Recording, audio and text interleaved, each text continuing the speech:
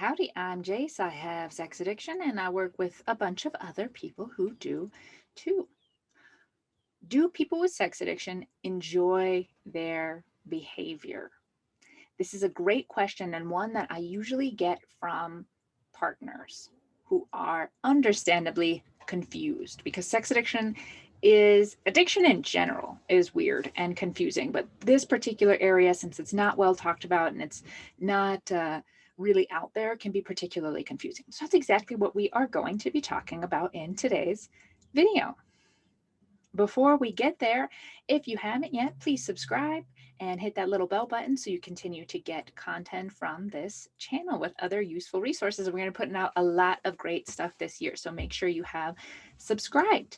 You can like and share the content as well. All of those things are really helpful in supporting the channel and letting me know to continue putting out new videos.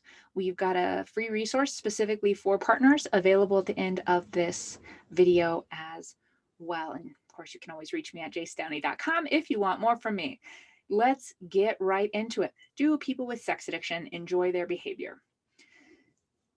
This is not necessarily going to be a satisfactory answer. I'm going to warn you, but hear me out and hear me out. All right. The answer, of course, is that depends. Of course, I can't speak for every person with addiction, but I can tell you from my own experience and from the experience that I've received working with other people in this area of recovery as well. Okay, a little note about how addiction and pleasure are working. Brain studies show that dopamine is actually released with the anticipation of pleasure, not the pleasure itself. So that's something that we often get confused with, that we think the action that we're taking is pleasurable, when really the initial dopamine release happens with the anticipation of it. So that's just a fun fact that's tied into all of this and explains why some people enjoy setting up the interaction for reacting out and then don't get much out of the interaction itself. I was certainly in that category. I liked the planning, I liked the fantasizing, I liked the back and forth, I liked the intrigue, I liked all of those upfront components and energy components. And then when it actually came time to interact, all right, whatever. It was almost like a price I had to pay for the other stuff, right? And there's a caveat to all of these things. That's why this is not a satisfactory answer, because it's not black and white. Addiction isn't black and white. Recovery is not black and white. Life isn't black and white. So there's not a clear-cut answer for you here. A lot of people that have sex addiction developed it as a twisted mechanism for dealing with sexual abuse. Some people actually use sexual reacting out as a way to numb out and to disconnect, because one of the things that's really common when you are going through sexual abuse is to disconnect from your body, disconnect from your experience, and just kind of black out. When we engage with sexual behavior later on, it can have this same blackout effect, this same just numbing out, disconnect from the experience because of its tie to the abuse. Now, that was the case for me in a lot of instances, where as soon as touch would happen or anything like that, I would disconnect from my body. If you are not someone with a trauma background or someone who enjoys their life, you might think, why do you want to disconnect from your experience? But when we have gone through significant pain, like sexual abuse or other abuse during childhood or neglect or adverse childhood experiences, every day is painful. It might not show it. I looked happy. Oh, I looked successful. I was smiling. Everybody thought I had my shit together. I was hurting all the time. Any relief from that constant pain was a win, even when that meant feeling nothing at all. Feeling nothing at all is superior to feeling pain. And some people do use sexual reacting out as a way to numb out, which is a bummer. It's not really the best part of sex, right? But some of us do that. Excuse me. I am a human. Human things happen. So that's sometimes the case where it's actually we're numbing out, we're not even feeling it. In which case, no, that's not that enjoyable, though it is a release from the discomfort. So in that way, it is enjoyable, but not in the way that most people engage with sex. Now, for some folks, they have sex or they engage in sexual behavior, whatever that means for them. And that is enjoyable because all of the hormones are going, it releases the chemicals, sex is fun. It's a lot of the yummy stuff that we enjoy as humans, in which case that is enjoyable, even if it's not in our integrity. You ever been there? Something that's not really good for you, but is fun, like ice cream for breakfast or ditching work to go to a movie in the middle of the day. I don't know. I do both of those things. Well, I don't ditch work anymore because I'm my own boss. But anyway, those things can be fun, right? So it can feel good, even if it's not inside of our integrity. That sucks. It's not great. I get it. It sounds terrible. Nonetheless, that can happen, right? Because sex can feel good and usually does. So that might be going on. It's a cycle. It's a pleasure pain cycle. So person is in pain. They react out to receive pleasure. And because this is reacting out and not engaging in sexual behavior that's within integrity, there's pain again. And what do we do to avoid the pain? Sexually react out, which feels terrible. And we have shame and it feels gross. So what do? React out, right? It's the dumbest cycle, and it happens with addiction in every area, and it's just really silly. So all of those things can be going on. Addiction, as we know, is progressive. So something that might be really fun in the beginning stops being fun the longer we go. So you might interact with people, or you might see people that put comments here on the channel that talk about how much they love sex addiction and how they would never want to give it up.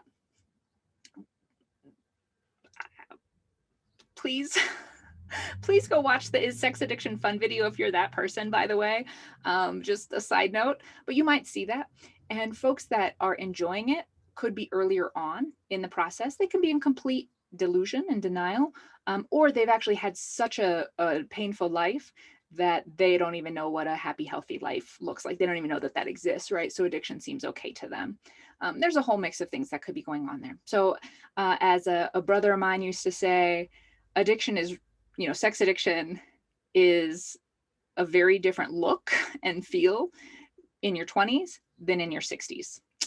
And trying to react out in your 60s looks real different than trying to react out in your 20s, right? So it does stop being fun. That's when we know addiction is in the mix. If you have a high sex drive, or you are into alternative relating, or whatever it might be, but there are no negative consequences, it's within your values and your integrity, and you are not compulsive, that's not sex addiction. That's just a sign of our really small, stupid box that we have around acceptable sexual behavior. And then we've somehow gotten the idea that everything outside of that is sex addiction. It's not. Please watch more videos on this channel to learn more about that. If you are enjoying the behavior, if someone's enjoying the behavior, and then afterward feel terrible about it and makes you hate yourself as a person, okay, that's a conversation to have, right? That's very different. Does anyone feel good about being outside of their integrity or outside of their agreements and commitments? Perhaps a partner who has been unfaithful, who has stepped outside of the agreements. Does that feel good? No, it doesn't. There aren't monsters in the world. There are just people. And most people, unless they have a complete disconnect from their emotional center, which some do, most people feel really terrible when they have engaged in behavior that is outside of integrity for them. So do they enjoy it? Sometimes yes, ultimately no. And the further the progression goes, definitely no. Please understand that when people go further and further into it, the amount of suffering that goes along with it is unimaginable to the common person. If you could hear, and there are podcasts and different things that highlight people in this area of addiction, but if you could understand the amount of pain that these folks are in, like me, I joined recovery the day before my planned suicide. That's how horrible my life felt. That's how much I hated myself. That's how hopeless I felt. That's why I was reacting out. Not because sex is super fun, though it is now, but it wasn't then, right? It was my only tool and it had stopped working. So ultimately, no, people with sex addiction in the end don't enjoy the behavior. And sometimes along the way, we do. That's true. And some people were reacting out partners, but were wonderful and lovely. And though it was different than how I approach people now, I got a lot of really good things from it. That exists too. It's not like everyone I interacted with was like a back alley situation. And I actually don't think I've ever had sex in a back alley. Come to think of it, I might put it on the list. Now that I have conscious choice over my sexual behavior, whatever. Like, I've had sex in other public places. No, not part of this video. So that's not all that it is. And it's not all glitter and fairy tales either, right? There's a lot of space in the middle and it's gray. So depends is the short answer to that question. And I want to encourage you, if you are a partner of someone, please utilize the free resource at the end of this video. It will not take much of your time. However, I think it will be very helpful to you.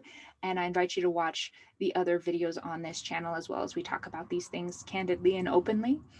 And if you're a person who's in the midst of this, or maybe you know someone, or maybe you're just curious, I invite you to check out the other videos as well. I hope this has been helpful to you. I know it's easier when things are black and white. Our brain wants certainty. Our brain wants things to be this or that, but that just is not realistic. We got to grow up and recognize that that's not life, and that healing is not black and white either, as an individual or as a partnership. And it sucks, but that's the way that is, at least as far as I know. Enjoy the gray. I love you very much. Don't forget to subscribe, share, and like this content as well if you dig it. And until I see you next time, stay curious.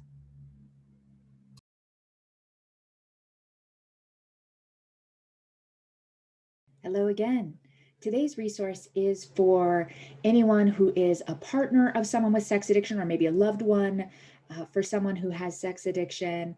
I know for me, having been on both sides of this, that information can be incredibly helpful and incredibly healing as well, which is why I want to offer you my Introduction to Sex Addiction course for free. I'm hoping that with some insider knowledge on what sex addiction is and what it isn't, and that it has nothing to do with you, the partner, or the loved one, that you'll be able to gain some healing ground as a person connected to someone with sex addiction, which I know is not a fun role to play. You can enter in promo code PARTNERS at checkout by following the link in the description for the course below. And I really hope it can be helpful to you.